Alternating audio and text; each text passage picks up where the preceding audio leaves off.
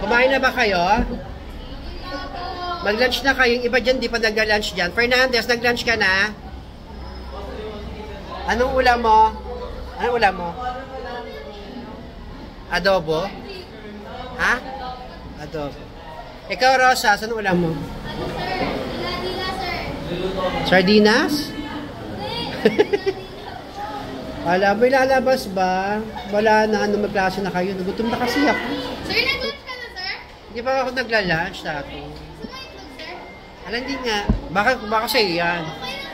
Talaga, ilan itlog mo? Sala. Uy, salamat, tato na. Salamat. Ang bait naman ng estudyante ko ng Great Orchids. Tato, thank you dito, ha.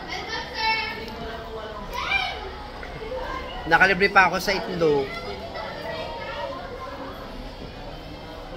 Salamat dito.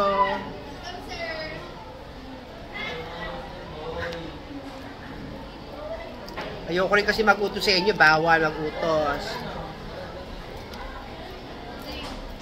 Okay na sa akin to. Thank you. Ay mga Mars, di pa ako nagla-lunch talaga. Buti merong itlog yung estudyante. Naiya naman ako.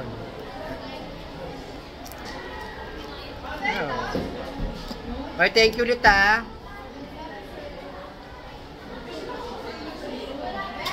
Apa? Bye mga man.